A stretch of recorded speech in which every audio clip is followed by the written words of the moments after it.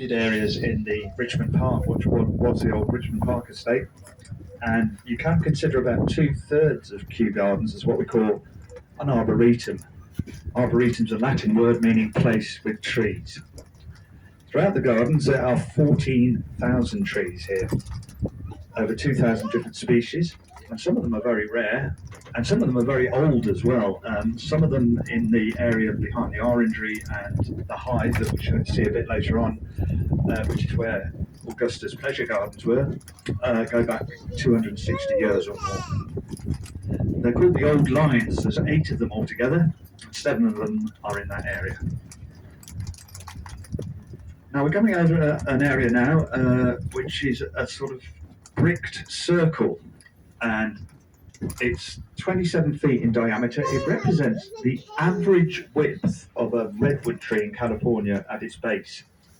Now, I'm just pointing out the window now. On the right-hand side, if you're facing forwards, is our tallest tree in the gardens.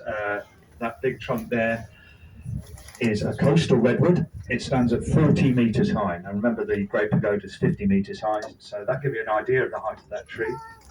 But really, it's a baby, really, compared to the redwoods you'll find in California, in the Sequoia National Park.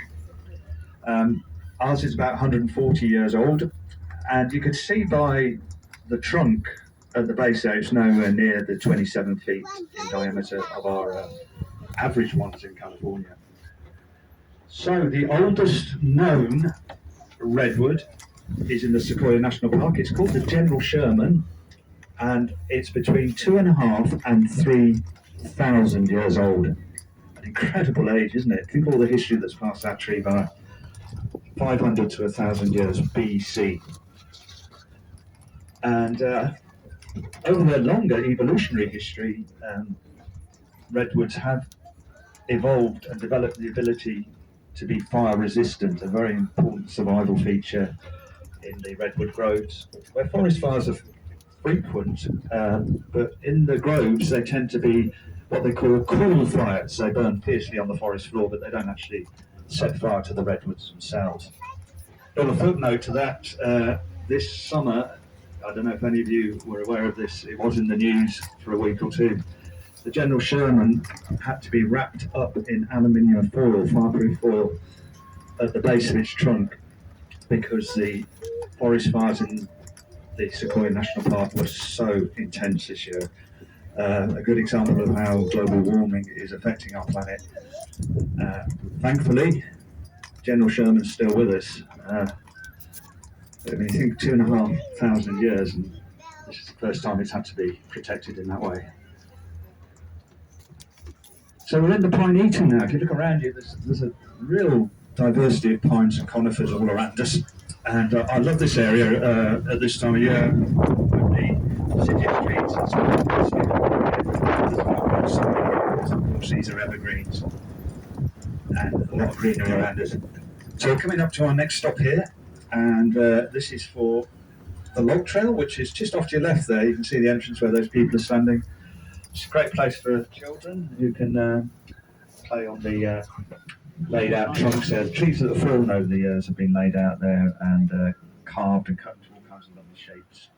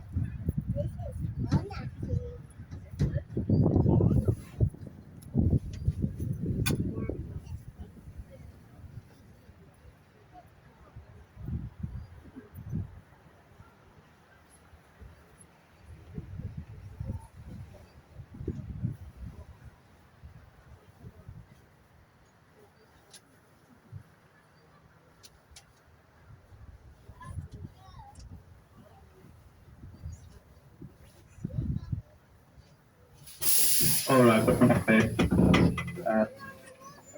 about the log trail there, a great place for children to go. It is the only place in the gardens where you're allowed to climb on trees because they're laid out horizontally, as they're trees that have fallen over the years. Also off on your left there, there's a badger set. This is a human-sized badger set, so it's just on that pathway we're passing now. And you can climb inside. It's about a metre high, and you can get in there, and you have to bend down and find out what life is like for a badger underground. We've got lots of badgers here at Kew, but you won't see them, of course, because they're nocturnal. They only come out at night. That area off to your left there, and where the badger trail is the pathway, will lead you straight into the natural area. And this is a very wild, quite romantic sort of area that is left to us by Queen Victoria in 1898, on condition that we left it in its wild and natural state. It's become a really brilliant conservation area, really. Very little gardening goes on there. It's very different to some of the formerly laid out gardens nearer the gates. You can come across Queen Charlotte's cottage there, a lovely little thatched cottage ornate that was built by King George III for his wife, Queen Charlotte. There's all kinds of lovely flora and fauna and trees there, all native to Britain. So there's the River Thames off on your right there. It's a really high tide. I don't know if anyone saw the moon last night, but it was a huge, lovely full moon last night, and spring tide, so very big tide coming up the River Thames at the moment. That's Sion House on the other side, the London home of the Duke of Northumberland. And looking back into the gardens on your right-hand side, that's Sion Vista. It goes all the way down to the back of the Palm House. It's one of three vistas. We had a bit of a glimpse of one earlier on as well, the Great Pagoda Vista, when we stopped by the art galleries. There's three of them altogether. There's the Cedar Vista as well. I'll try and point that out in a moment. But these monumental avenues are 19th century features, and they connect the Palm House to the Great Pagoda, to the River Thames, to the Sion House. They're a great way of orientating your way around the gardens because you can see straight up and down. I'm just going to point out the window now. I'm looking at the Great Pagoda now on the right. Now, if you go past, just see if you get a quick glance at the Great Pagoda. That is Cedar Vista. You can see it's lined by cedar trees. And if you've got a map with you, you can see the triangle of avenues very clearly indeed. They're protected by an Act of Parliament, actually, so they can't be blocked. They have to be kept clear. Now, the area we're in now, mostly to your left-hand side, is full of oak trees. And the genus for oak is Quercus. So if you're looking at the black plaques on the trees there, they all have Quercus as their first name because they're all oaks. But people are always quite amazed in this area that oaks are so rich in diversity. There's all kinds of different shapes and sizes, isn't there? And some of them keep their leaves all through the year, some of them don't. So we've got over 1,000 English oak here at Kew, but we've also got oak trees from America and Europe as well. And I mentioned black plaques. If you see a blue plaque, it means it's a champion tree, and that means it's the best example of its species in the UK and Ireland. There's a cork oak off to your left there, going past it there. That's where we get our cork from. That's from the Mediterranean areas. There's a blue plaque coming up on your left now. The tree set 2 trees back. I don't know if you can make out it's blue. Again, I'm my colour blindness, I get a lot of trouble with that. If there's a bit of shadow there, I can't quite see it. But there is a blue plaque there. So that is a willow oak from America, and that is the finest example of this species in UK and Ireland. On your right-hand side here is Rhododendron Dell, and some of the rhododendrons are just about to burst out in lots of amazing colours. They're at their best in May, really, but some of them are coming quite early with this lovely spring weather. And Rhododendron Dell isn't a natural feature. It was created way back in 1772 by a very famous English landscape gardener called Capability Brown. And you can see it's been dug out, and we're travelling along the top of the bank that was created. And it was called the Hollow Walk in those days, but it became known as Rhododendron Dell in the 1850s when Joseph Hooker, who was the son of William Hooker, Kew's first director, went on a plant gathering expedition for his father in the foothills of the Himalaya. He brought back lots and lots of rhododendron. They planted them there in the hollow walk. You can still see them edging there, the side of it there on the right, because they love to cling onto the side of hillsides. Also down there you'd come across the Minka House, which is a lovely example of a feudal country dweller's house from Japan. And it goes back centuries. It's a beautiful thatched building surrounded by a bamboo garden.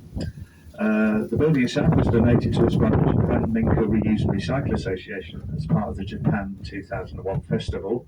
The bamboo garden has 130 different species in it from China, Japan, Himalaya and the Americas. It's one of the largest collections of bamboo in the UK.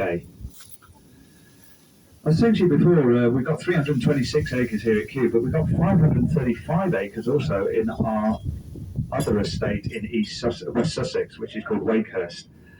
Combining these two living collections together means that we are by far the largest botanical gardens in the world. We're in the Guinness Book of Records.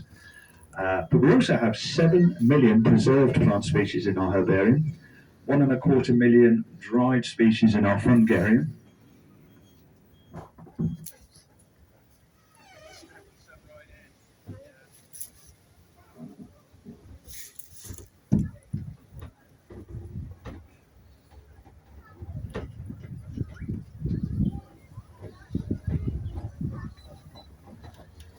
We also at Wakehurst have the Millennium Seed Bank, which opened in 2006. At last count, there were 2.4 billion seeds from wild plants in storage there, long-term storage, as a sort of insurance policy for our plant species in the future.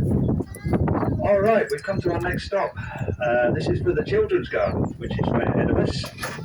Also, Brentford Gate, where the main car park is, and the River Thames. You can walk back to Rhododendron Dale from here as well, of course.